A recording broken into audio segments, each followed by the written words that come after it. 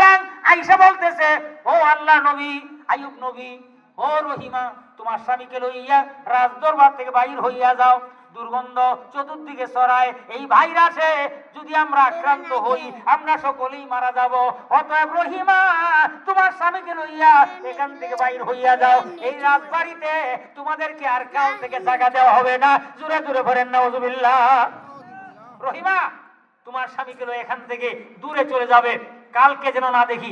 কালকে যদি দেখি তোমার স্বামী আইয়ুব নবীকে লইয়া এই বাড়িতে থাকো, তোমার স্বামীকে আমরা জিন্দা অবস্থায় কবর দিব, তোমার মান ইজ্জত লইয়া আমরা টানাটানি করবো। পড়েন নাউজুবিল্লাহ।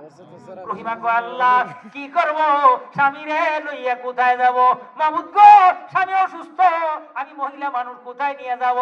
চিন্তা করে তারা এইটাই যদি করে, আল্লাহ নবীকে অপমান করে, আমার মান ইজ্জত নিয়ে চিনিমিনি খেলে, আমি কি করব?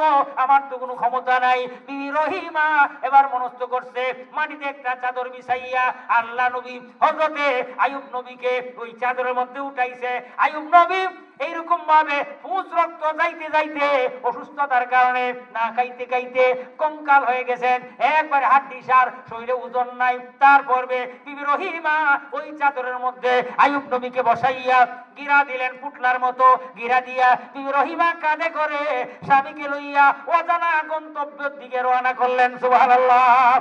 অজানা গন্তব্যের দিকে রওনা করলেন। এবার আল্লাহকে রেখে, আল্লাহ কোথায় যাব, কার কাছে যাব, কোন জায়গায় তোমার নবী নিয়ে থাকবো? কারণ আগামীকালকে লোকেরা পাইলে বেইজ্জতি করবে, মান ইজ্জত থাকবে না, আল্লাহ নবীর মর্যাদা থাকবে না।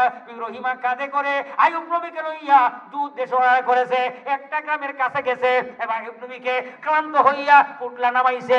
পুটলা নামার পরে একটা লোক দেখছে, দেখে বলতেছে, ও মহিলা, বাড়ি কোথায়? আমার বাড়ি এইদিকে, আমাকে চিনো না?